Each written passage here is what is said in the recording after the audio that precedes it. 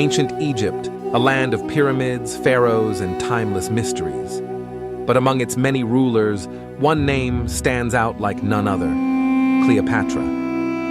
Born in 69 BC, Cleopatra was part of the Ptolemaic dynasty, a Greek family that ruled Egypt for nearly 300 years. From a young age, she was thrust into a world of power and politics. Growing up, Cleopatra was nothing short of a prodigy. She wasn't just trained in the arts of governance, but was also a polyglot.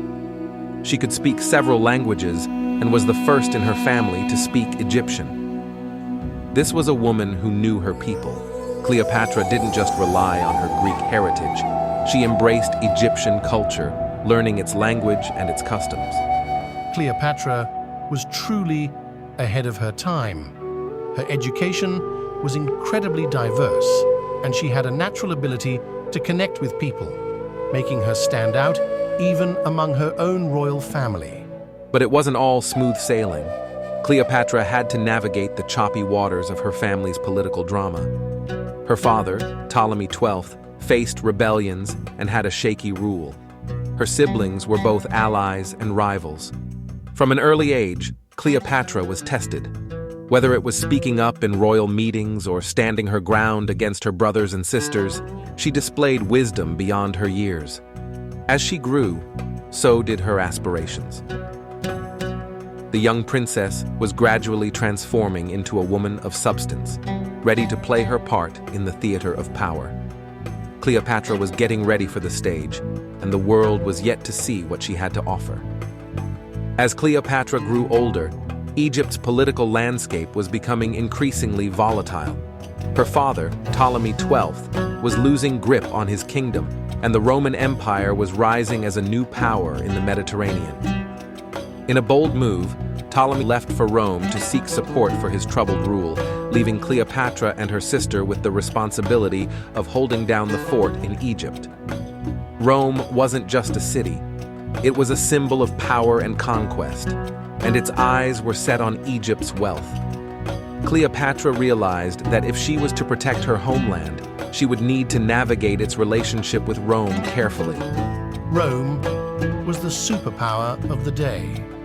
Cleopatra understood the importance of a diplomatic relationship with Rome. Her intelligence and strategic thinking were critical in these delicate political maneuvers. When her father passed away, Cleopatra was named co-ruler with her younger brother, Ptolemy XIII.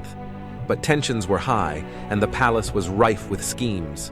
Soon after taking the throne, Cleopatra was forced into exile by those loyal to her brother. But Cleopatra was not one to accept defeat.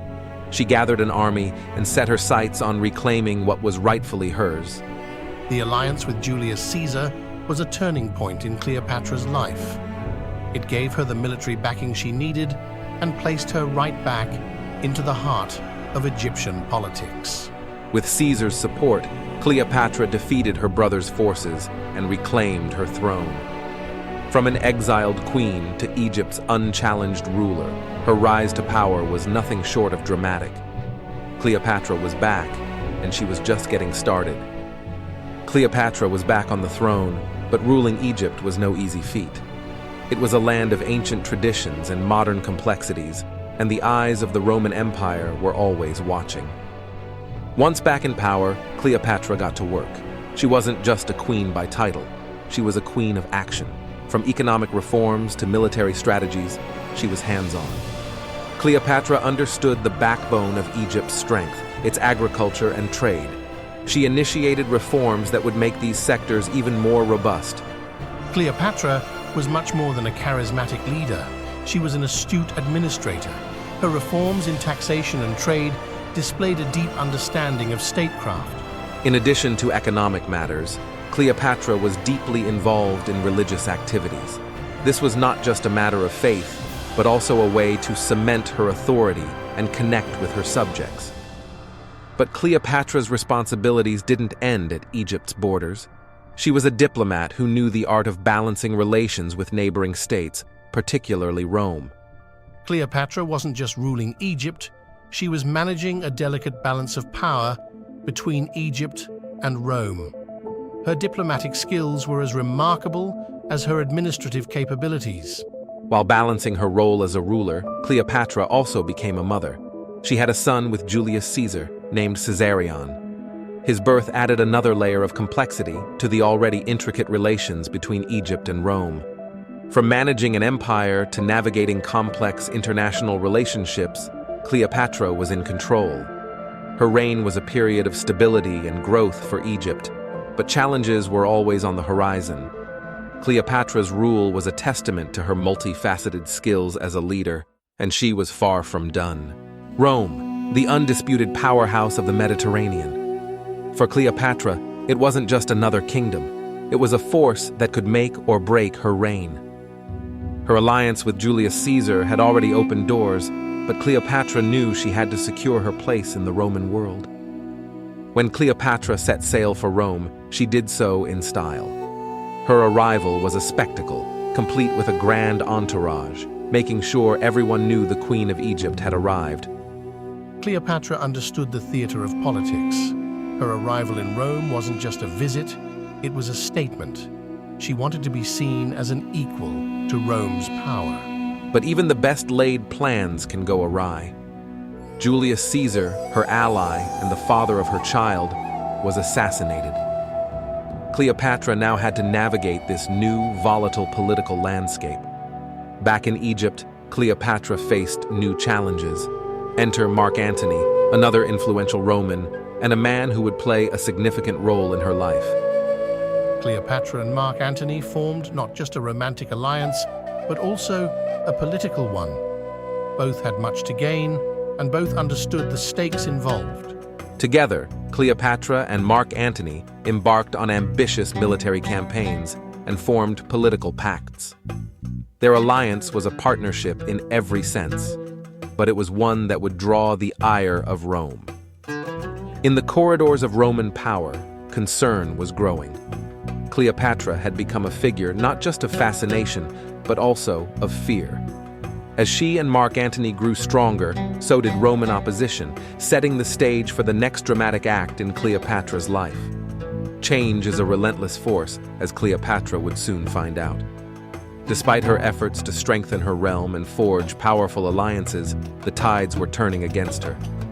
In Rome, Octavian, later to be known as Augustus Caesar, was consolidating power. Unlike Julius Caesar and Mark Antony, he viewed Cleopatra as a threat, not an ally. Octavian was skilled in the art of public opinion.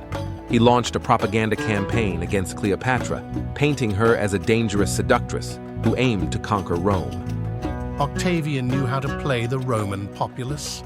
He used Cleopatra as a scapegoat, turning her from an exotic queen into a public enemy. The stage was set for a showdown.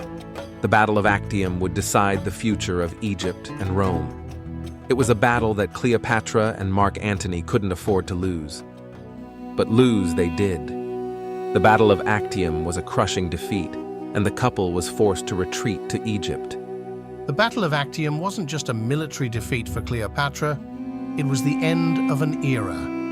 It marked the decline of her power and influence. Cornered and without allies, Cleopatra and Mark Antony chose to end their lives rather than be captured. Their deaths marked the end of an epic and the beginning of a new era of Roman rule over Egypt. Their fall was dramatic, but the Nile still flows, and the pyramids still stand. Cleopatra's life was a roller coaster of ambition, love, and ultimately, tragedy. Yet, her story continues to captivate the world, a testament to her enduring legacy. Cleopatra may have left the world stage more than 2 millennia ago, but her story is far from forgotten. She continues to captivate imaginations, remaining a symbol of power, intrigue, and beauty. Over the centuries, Cleopatra has been depicted in countless ways, from a seductress and manipulator to a brilliant ruler and diplomat.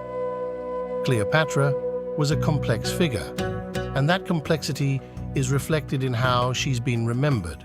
She's both vilified and celebrated, often at the same time. In modern times, Cleopatra has become an icon of feminism, representing the challenges and possibilities for women in positions of power. But it's important to remember Cleopatra as she was, a multidimensional leader, skilled in governance, diplomacy, and military strategy. Above all, Cleopatra was a capable ruler. Her political acumen and diplomatic skill were extraordinary, even by the standards of her time. Today, her name graces streets, schools, and even a satellite. The story of Cleopatra, the last queen of Egypt, has transcended the confines of history to become legend. The sun has set on Cleopatra's empire, but her legacy endures, casting long shadows that reach into our modern world. She was a woman of her time, yet her story is timeless. As we come to the end of this journey through Cleopatra's remarkable life, one thing becomes clear. She was not just a ruler of Egypt, but a ruler of imaginations, then and now. From her early years in the royal palace of Alexandria to her tumultuous reign, her alliances with Roman powerhouses, and her tragic end, Cleopatra's life was a tapestry of triumphs and tragedies. Cleopatra's story is an epic tale that traverses the realms of governance, romance, and war. She was a person ahead of her time, and her legacy has been interpreted in many ways throughout history. Today, Cleopatra continues to be studied, portrayed, and admired worldwide. Her life serves as a subject in academia, inspiration for artists, and a model of strength and complexity. The Nile continues to flow, just as stories about Cleopatra continue to circulate. Her empire has crumbled, her world has passed, but Cleopatra, the queen, the strategist, the legend, lives on.